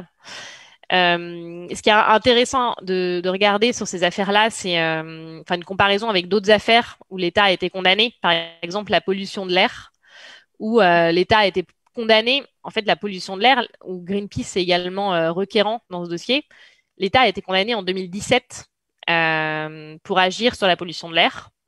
L'année dernière, en juillet 2020, on a obtenu une décision qui a condamné, parce qu'en fait, l'État n'agissait toujours pas malgré cette condamnation. Et donc, on a dû enclencher une procédure d'astreinte. Et donc, l'État a été condamné suite à cette procédure, donc plusieurs années de procédure encore, où l'État a été condamné à agir avec, je crois, 10 millions d'euros par semestre de retard. Et malgré cela, en fait, il n'a toujours pas agi. Et donc, il y a une troisième procédure qui est la procédure en fait de liquidation de l'astreinte. Donc, il faut quand même bien appréhender l'outil juridique comme un outil parmi d'autres. C'est pas le dernier recours. C'est un outil qu'on utilise, mais la mobilisation citoyenne, en fait, à côté, les actions de désobéissance, tout ça, en fait, ça forme un tout. Et c'est très important, en fait, que tout soit actionné parce que il faut pas relâcher la pression, notamment la pression publique sur l'État sur ces sujets-là, puisqu'il y a une potentielle procrastination, inaction malgré les décisions de justice. D'ailleurs, il y a notamment donc, justement d'autres affaires qui existent à l'international et qui, comme tu le disais, Cécilia, au début, ont inspiré en fait l'affaire du siècle. Et c'est intéressant parce que ça permet aussi de remettre dans un contexte plus large les choses, sachant que justement, c'est ce qu'on disait au début, qu'on entend beaucoup d'ailleurs pour justifier l'inaction climatique en France en disant mais finalement la France n'est qu'un petit pays, ce n'est pas la Chine, ce ne sont pas les États-Unis, etc. Est-ce que Cécilia et Laura pouvez nous raconter, nous expliquer un peu pour les personnes qui nous suivent et qui n'ont peut-être pas forcément la connaissance de tout ça, en fait, l'ampleur qu'on ne connaît pas très bien en fait de ce mouvement international de justice climatique qui existe aujourd'hui, parce que si mes chiffres sont bons, il y a un peu plus de 1400 affaires dans le monde similaires à l'affaire du siècle aujourd'hui, quoi. Oui, c'est vrai que l'affaire du siècle, ça s'inscrit vraiment dans ce mouvement mondial de la justice climatique qui se développe de plus en plus. Et on le voit en fait partout dans le monde, il y a des citoyens vraiment de toutes générations confondues qui viennent de tous les continents, qui se tournent vers la justice justement pour faire respecter leurs droits et ceux de la nature. Et ces actions-là en justice, elles pointent toujours le manque d'ambition des gouvernements, le non-respect de leurs engagements dans la lutte contre le réchauffement climatique. Et ces gens demandent à ce que soit reconnu leur droit à vivre dans un environnement sain, le droit des générations futures. C'est des aspects qui sont très, très forts dans tous ces contentieux climatiques. Et en effet, comme tu le dis, le nombre de contentieux climatiques, en fait, il se multiplie. En 2020, en juin 2020, je crois, le Sabin Center de l'Université de Columbia, qui recense tous les contentieux climatiques, il dénombrait 1550 affaires dans le monde, dans 38 pays, dont 1200 aux États-Unis, d'ailleurs. Et en fait, cette tendance, elle va en s'accélérant. Parce qu'en 2017, il y avait 885 plaintes, 885 actions en justice dans 24 pays. Et donc ça représente une hausse de 75% en 3 ans. Et c'est énorme. Et du coup, la plupart des actions, elles sont dirigées principalement contre des États, mais aussi contre des entreprises. Et on voit que le profil des requérants, il est de plus en plus diversifié. C'est tout autant des ONG, des partis politiques, mais des jeunes aussi, des personnes âgées, des peuples autochtones aussi, même des migrants aussi, qui vont saisir la justice. Et ces recours sont souvent fondés sur la violation des droits humains fondamentaux, le droit à la vie, le droit à la santé, le droit à l'alimentation, et sur l'incapacité des gouvernements à faire respecter en fait ces engagements en matière d'atténuation au changement climatique. Et cette tendance-là, en fait, elle va continuer à s'accélérer, clairement. Et c'est des affaires comme ça, comme l'affaire du siècle en France, qui va pouvoir aussi peut-être inspirer d'autres gens. Nous, on a été inspirés d'Ouganda aux Pays-Bas, et d'autres dans le monde vont s'inspirer de l'affaire du siècle, surtout si la décision elle continue à être aussi importante, aussi hystérique que ce qu'on pense qu'elle va être là dans les prochains mois. Surtout qu'en plus la France elle se pose un peu comme la championne du climat sur l'échelle internationale. Donc il y a beaucoup de pays qui comprennent encore moins. C'est encore plus fort en fait d'avoir la France condamnée pour inaction climatique, alors que à l'international les gens croient que la France elle est championne du climat parce que Macron il se positionne comme ça. D'ailleurs, juste par rapport à ça, il y a quelqu'un en commentaire qui demande si ce serait possible d'avoir une comparaison un peu rapide pour savoir si en fait ce qui est en train de se passer en ce moment, c'est la même chose que ce qui s'est passé aux Pays-Bas. C'est-à-dire, est-ce que c'est à peu près les mêmes étapes qui se sont suivies, qui se sont enchaînées? Laura, tu veux prendre la parole là-dessus? Alors, ce sont vraiment pas. C'est intéressant de regarder ce qui se passe à l'étranger, effectivement, parce que comme le disait Cécilia, il y a cette vague de recours juridiques partout dans le monde sur la question du climat, d'un côté contre l'État et de l'autre côté contre des entreprises. Mais on peut pas dupliquer en fait les affaires parce que chaque État a vraiment son système de droit qui lui est propre. Et aux Pays-Bas, le recours était très différent. C'était pas un recours en responsabilité pour faute. Autre point, c'est qu'il s'appuyait notamment sur la Convention européenne des droits de l'homme. Et il fait la Cour suprême en fait fait directement le lien aux Pays-Bas entre le droit à un environnement sain et la question du changement climatique et l'action de l'État sur le changement climatique et la question des droits humains, du droit à la vie notamment. Ce que s'est refusé de faire dans d'autres dossiers le tribunal administratif, il s'est appuyé sur d'autres outils qui existent déjà en droit interne. Mais c'est très intéressant du coup de regarder ça effectivement d'un point de vue européen ou d'un point de vue international, parce qu'au niveau européen, on est effectivement relié par des textes qui sont les mêmes textes. On a des paquets énergie-climat, dans les textes contraignants qui obligent à réduire les émissions de gaz à effet de serre, mais aussi on a des textes protecteurs des droits fondamentaux comme la Convention européenne des droits de l'homme.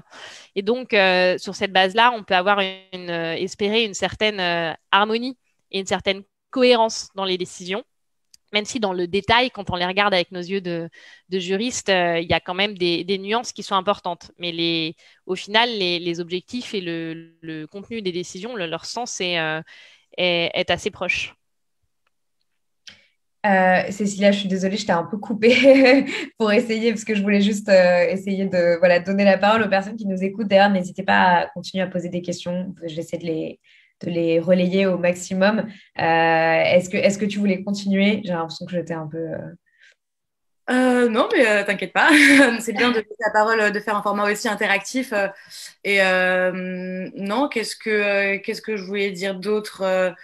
Non, en tout cas, voilà, que ça va continuer à se développer, que du coup, voilà, on a l'exemple d'Ouganda aux Pays-Bas qui a été une des décisions les plus fortes, et justement aussi parce que, comme disait Laura, ça s'appuyait sur la Convention européenne des droits de l'homme et sur le droit à la vie, au respect de la vie privée familiale, etc., en estimant justement que le respect et la protection des droits fondamentaux, ils obligeaient l'État néerlandais à agir et à rehausser son ambition climatique, ce qui est très fort. Après, on a d'autres cas comme ça. On a l'exemple des 6 jeunes Portugais aussi. Oui, on a les 6 jeunes Portugais qui ont déposé contre 33 pays européens qui ont déposé une requête à la Cour européenne des droits de l'homme. Il y a la requête de Greta Thunberg avec 15 jeunes devant le comité des droits de droits d'enfants qui a été déposé en septembre 2009.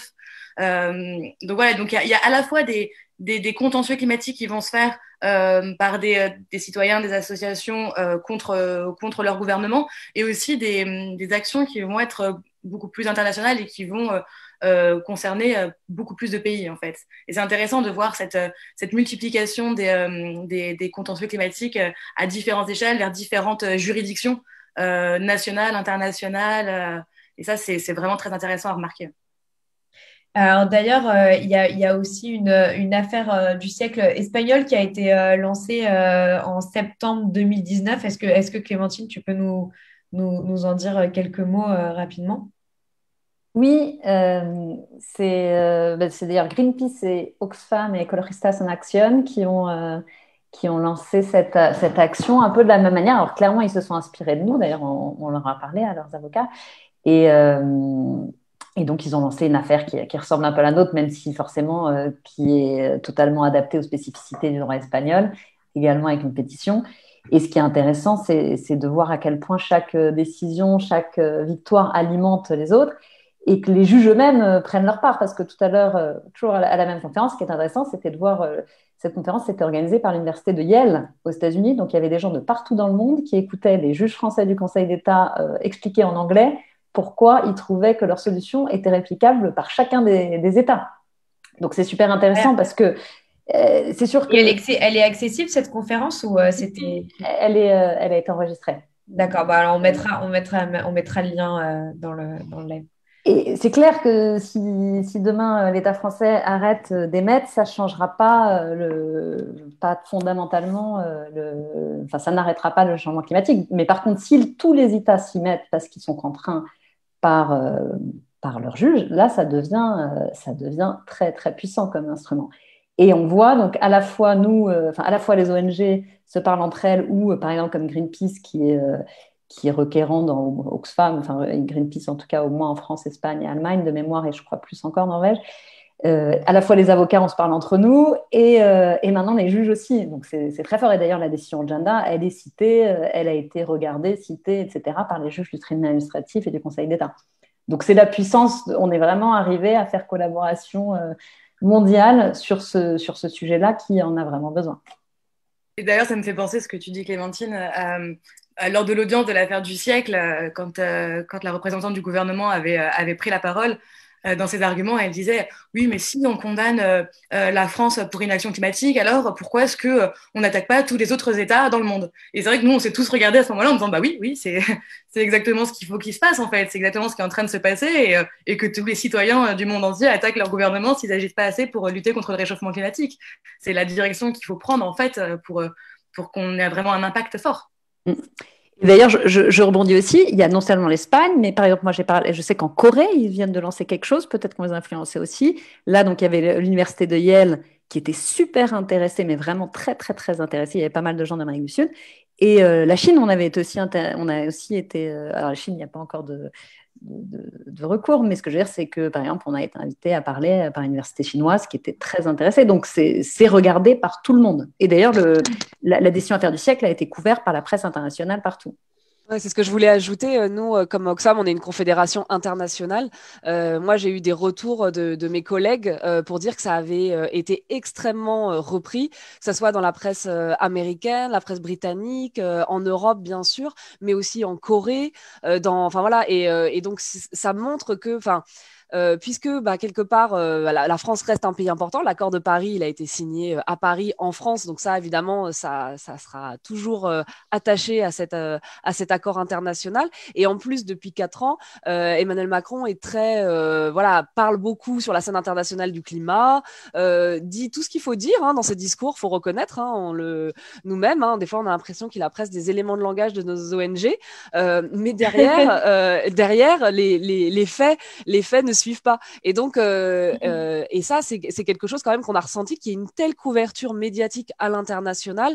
Ça montre que ce qui se passe en France est regardé et peut être aussi servir peut contribuer à cette dynamique. Donc, quand on se dit on n'a pas forcément beaucoup de pouvoir, le pouvoir, c'est aussi les 2,3 millions de personnes qui ont permis que cette affaire, elle soit aussi médiatisée il y a 2 ans, enfin depuis 2 ans.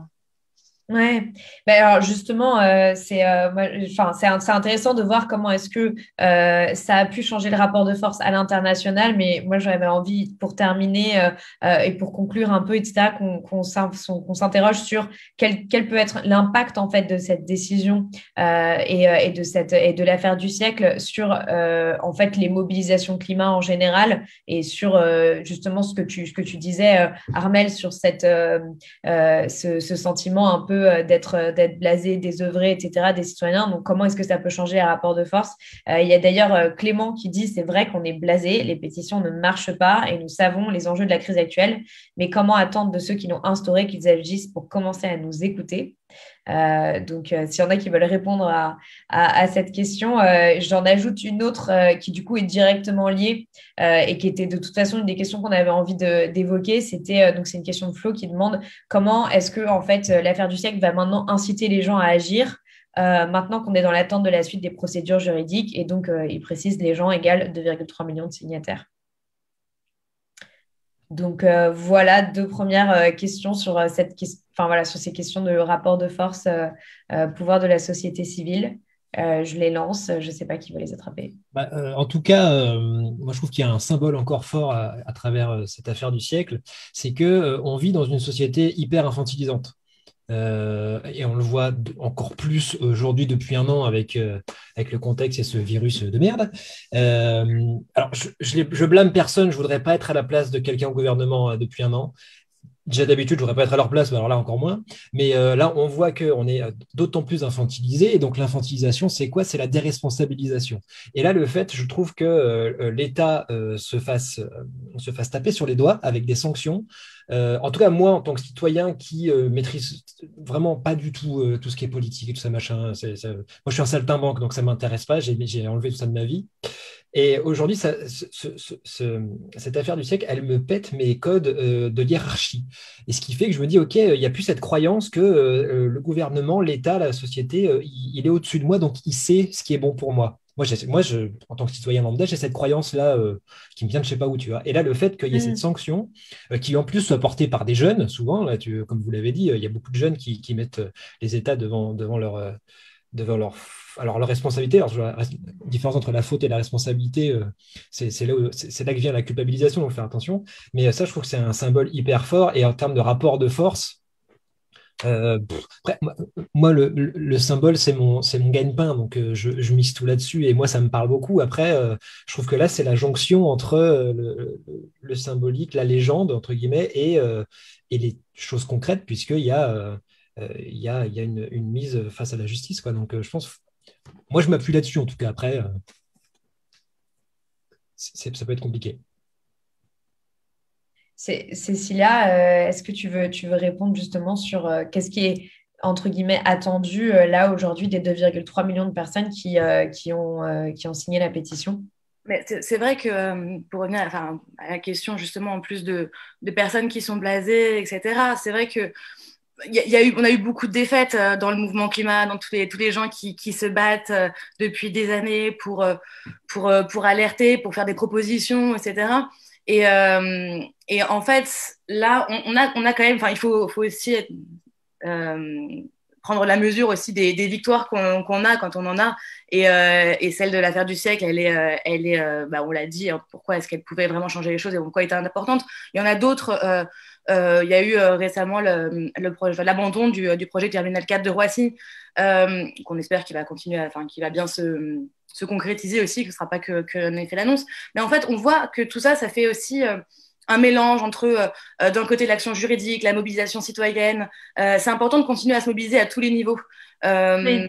Parce que il n'y a pas que l'action juridique qui va changer les choses. L'action juridique, elle a à la fois un pouvoir de contraindre l'État, mais elle a à la fois un pouvoir symbolique aussi, parce que ça met la pression. Ça met la pression à l'État, cette action en justice, même pas que les États, mais que les entreprises, par exemple. À notre affaire à tous, avec d'autres associations et des collectivités, on a attaqué Total en justice pour justement une action climatique, sur la loi sur le devoir de vigilance. Mais du coup, tout ça, en fait, ça montre qu'en fait, on cherche à faire cesser l'impunité de tous ces pollueurs majeurs, de tous ceux qui sont responsables de la crise climatique. Et en mélangeant ça avec la mobilisation citoyenne, en restant mobilisés, parce qu'il y a eu 2,3 millions de personnes qui ont signé l'affaire du siècle, ça a permis de faire émerger ce mouvement-là, de donner cet impact médiatique-là.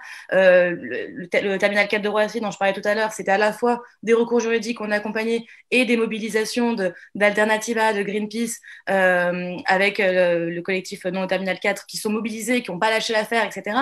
Et du coup, ça marchait au final. Il y a eu cette décision-là. Et ça fait partie aussi des propositions de la Convention citoyenne pour le climat, de réduire le trafic aérien. Donc, voilà, c'est parfois un peu désespérant parce que ça va pas assez vite, parce qu'il y a beaucoup trop de défaites à notre goût par rapport à la situation, mais il faut continuer à se battre. Et du coup, dans l'affaire du siècle, il faut que les 2,3 millions de personnes continuent à nous soutenir, qu'il y en ait d'autres encore qui nous soutiennent. En vérité, la pétition, elle est toujours ouverte. Hein. S'il y a d'autres personnes qui l'ont pas signée à l'époque et qui veulent la signer, ils peuvent toujours la signer pour montrer que voilà, qu'on attend toujours, qu'on est toujours mobilisé et qu'on lâchera pas l'affaire, en fait.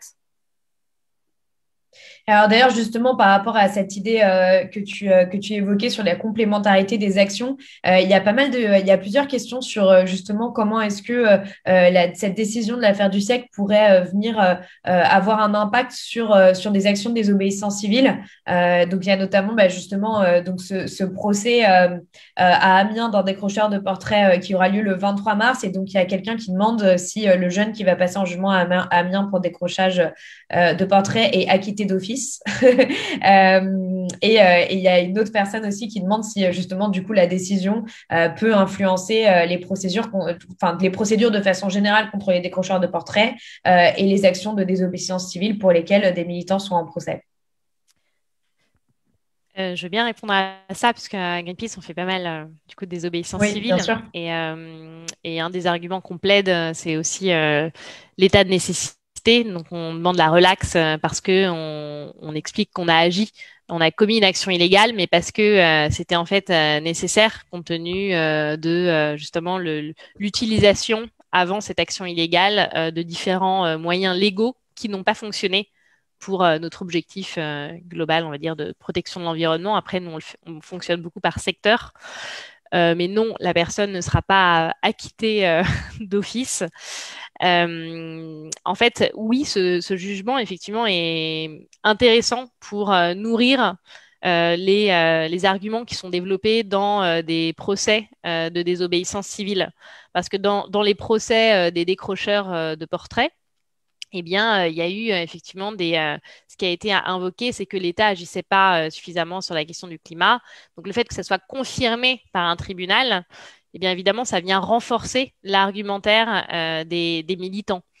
Après, ça reste des interprétations de tribunaux correctionnels qui sont assez isolées. Donc, c'est quand même des interprétations très, très souples du droit existant.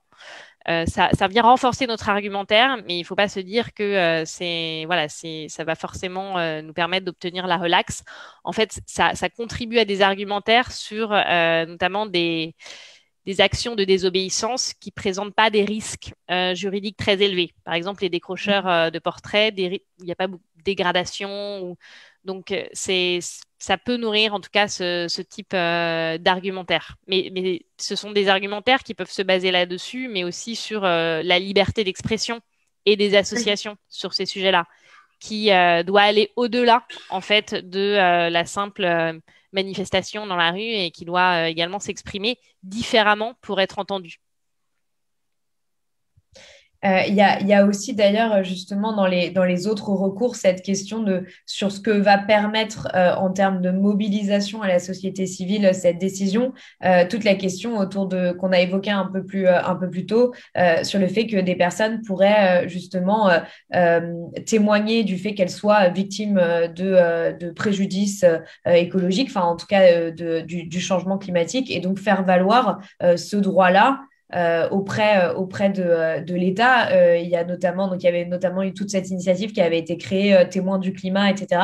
Est-ce que je sais pas, l'un ou l'une d'entre vous peut nous éclaircir là-dessus sur comment est-ce que ça pourrait justement accompagner cette mobilisation qui avait déjà été lancée en amont?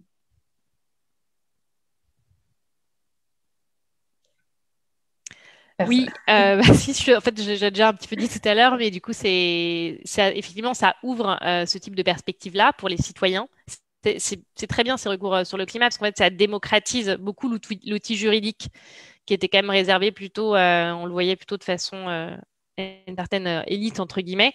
Et en fait, là, ça le démocratise beaucoup. Donc, ce qui est très important quand même, c'est que les citoyens, à chaque fois, aient à nouveau un dossier solide, et il faut qu'ils puissent quand même démontrer leur préjudice, le lien de causalité, identifier qui est responsable en fait de leur préjudice, donc un vigneron par exemple. Enfin, il faut faut qu'il puisse vraiment montrer l'impact sur ces vignes qui est directement lié à la question du changement climatique, qui va être lié à une carence de l'État. Mais donc, sur ces dossiers très spécifiques et très localisés, la démonstration, elle va être assez différente de ce qu'on porte dans l'affaire du siècle. Ça leur servira, mais à nouveau, il faut vraiment une appréciation juridique au cas par cas et que ces personnes se fassent conseiller à chaque fois par des juristes, par des avocats. C'est très important. Et c'est vrai que du coup, c'était un peu l'objectif quand on a lancé les témoins du climat, c'était donc du coup d'inviter les citoyens et les citoyennes français à témoigner sur la cartographie des témoins du climat qu'on a lancé avec l'affaire du siècle, de témoigner des impacts du changement climatique, donc qui constatent dans leur vie quotidienne sur la nature, les animaux, etc., mais aussi de la manière dont ils sont impactés directement sur leur santé, leur logement, leurs revenus, ou même l'éco-anxiété, en fait, comment ils s'inquiètent sur l'avenir.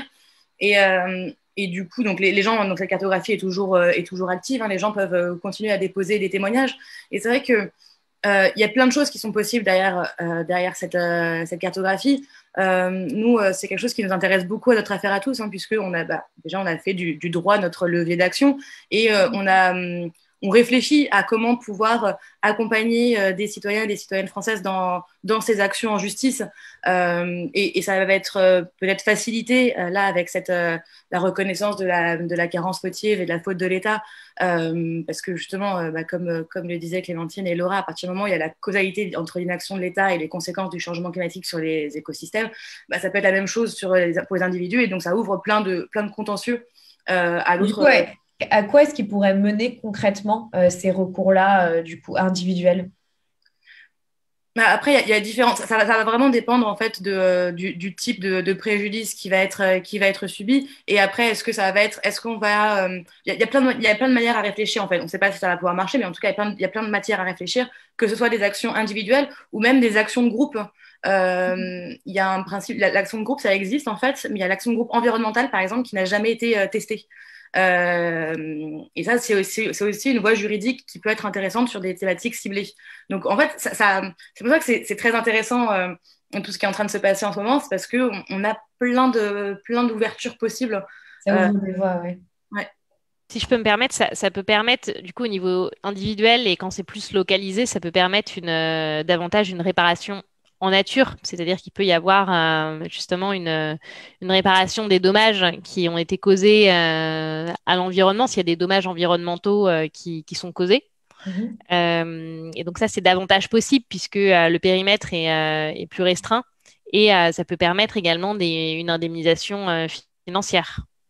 Ce qui n'est à nouveau pas l'objectif de notre cours, mais d'autres cours peuvent permettre peuvent aboutir à ces objectifs-là.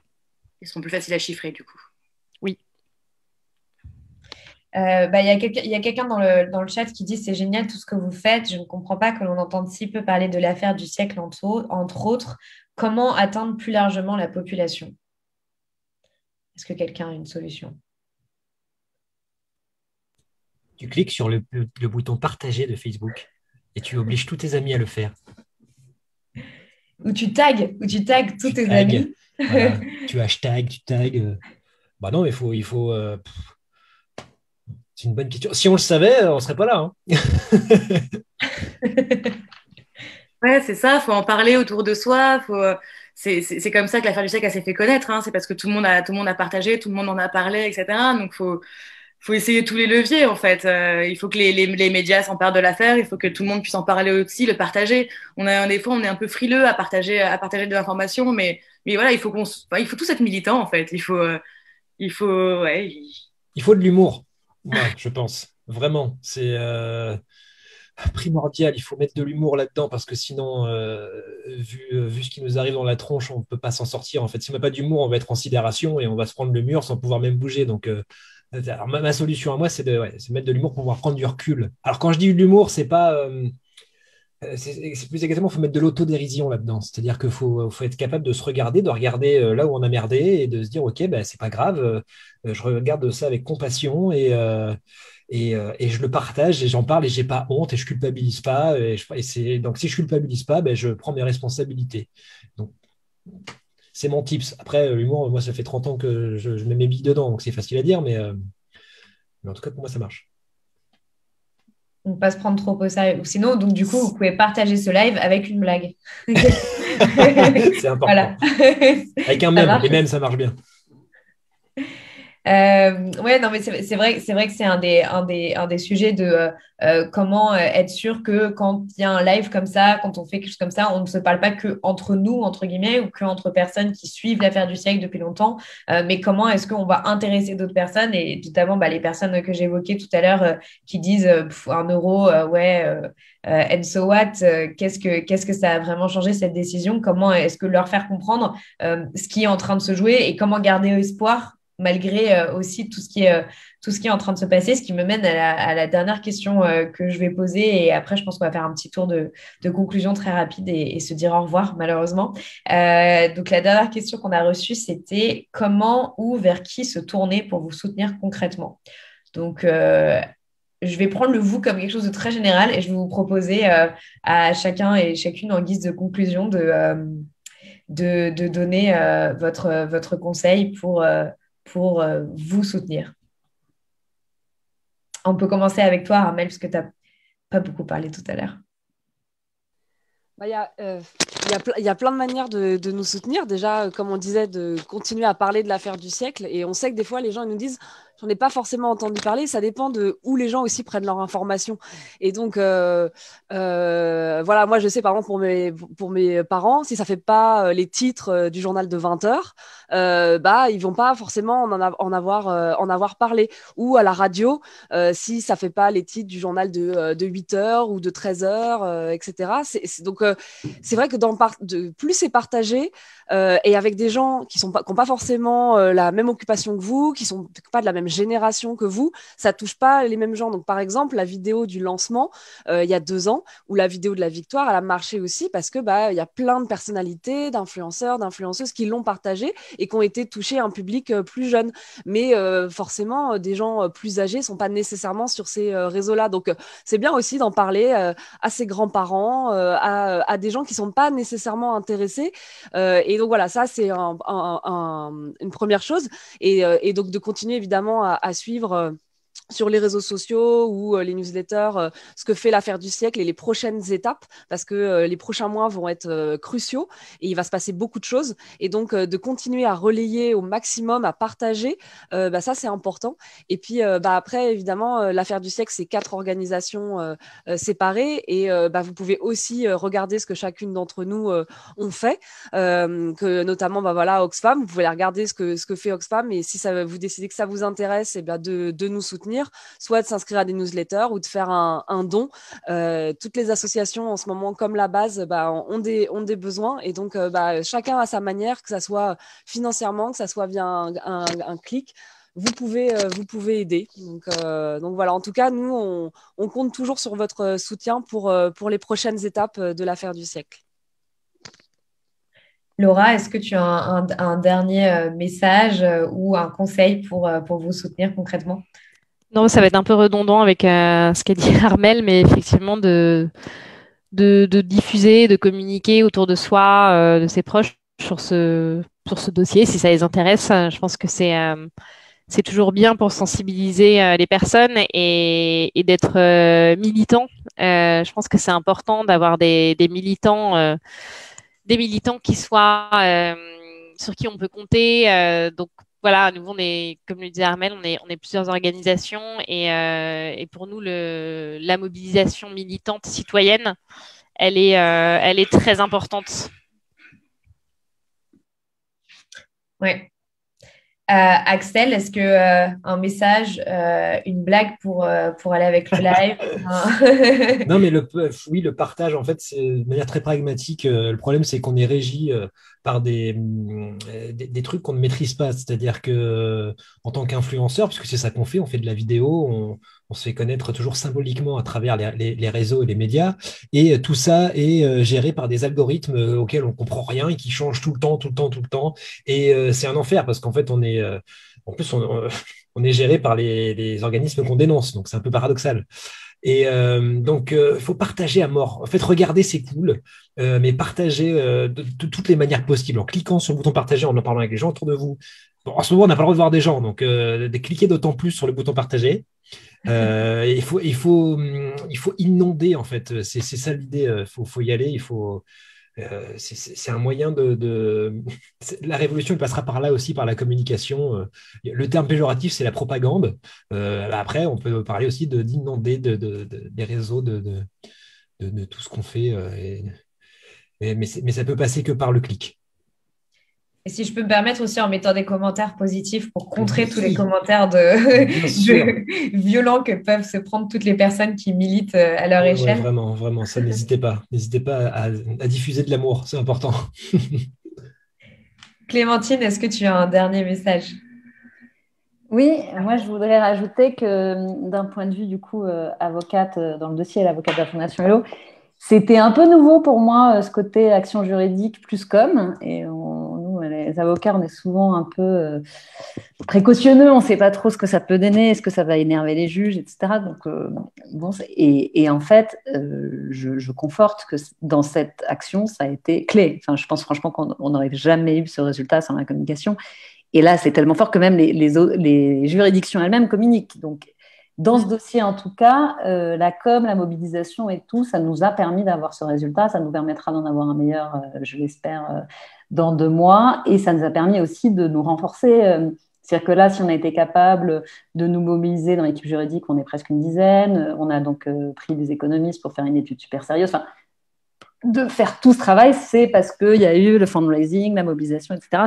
C'est clé parce qu'on ne peut pas faire 2 ans et demi que du bénévolat, un travail de fond. Donc il faut continuer à signer la pétition et à faire. Oui, enfin, en tout cas, moi, je vous le dis, moi, je suis, enfin, du côté plus juridique, ça. En tout cas, je confirme que ça a un impact énorme. J'en suis persuadée dans ce dossier. Et bien, Cécilia, je vais finir avec toi. Quel est ton dernier message? Peut-être un dernier message, ça a déjà été dit, mais remettre l'accent en tout cas sur l'importance de la mobilisation citoyenne pour agir ensemble justement pour la justice climatique et sociale, et du coup inviter toutes celles et ceux qui nous regardent maintenant à, comme l'a dit Armelle, comme l'ont dit les autres, à nous soutenir, à regarder ce qu'on fait, à s'investir à nos côtés, à nous soutenir financièrement en s'inscrivant à nos newsletters ou en s'impliquant comme bénévole aussi à nos côtés, à notre affaire à tous notamment.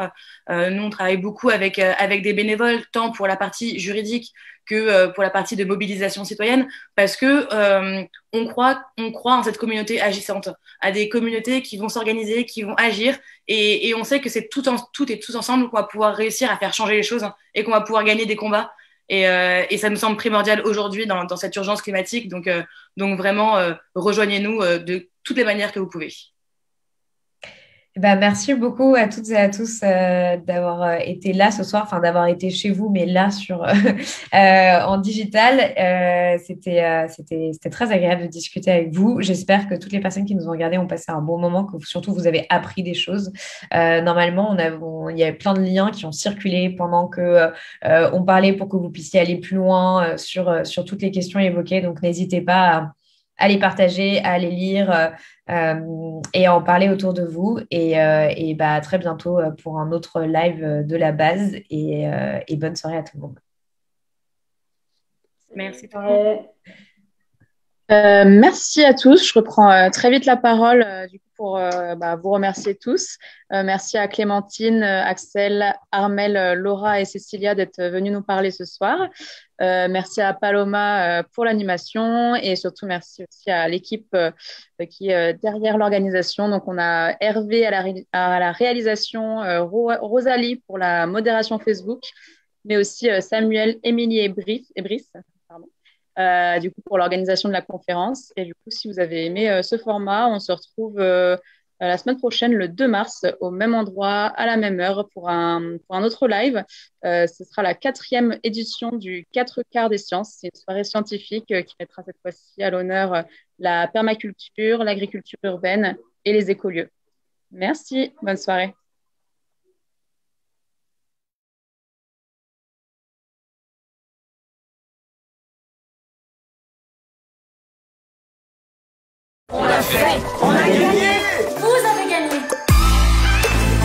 l'inaction climatique de l'État est jugée illégale.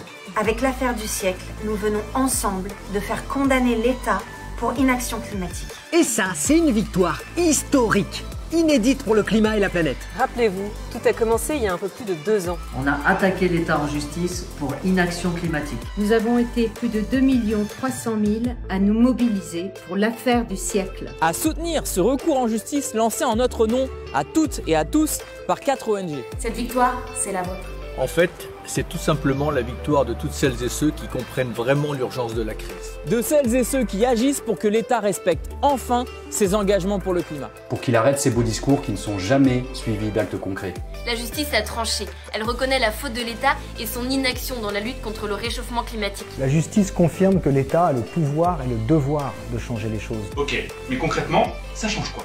D'abord, la justice donne raison à celles et ceux qui alertent sur l'ampleur de la crise depuis des décennies. La situation est littéralement catastrophique. Chaque demi-degré compte, chaque année compte. Il reste une toute petite fenêtre d'opportunité pour contenir le réchauffement. Premier constat, les objectifs du gouvernement sont ambitieux, mais les actions sont insuffisantes, les dispositifs trop faibles. Deuxième constat, la France n'aura aucune chance d'atteindre la neutralité carbone en 2050. Elle n'a en effet pas tenu ses engagements ces 4 dernières années. Dès aujourd'hui, des victimes des changements climatiques en France vont pouvoir demander réparation à l'État. Mais surtout, cette reconnaissance est la condition indispensable pour que la justice puisse ordonner à l'État de prendre enfin des décisions plus fermes, plus fortes, plus efficaces sur le climat. Car l'État n'a toujours pas pris la mesure de l'urgence climatique. Aujourd'hui, son nouveau projet de loi ne permet en aucune façon de respecter les accords climatiques que la France s'est donnés.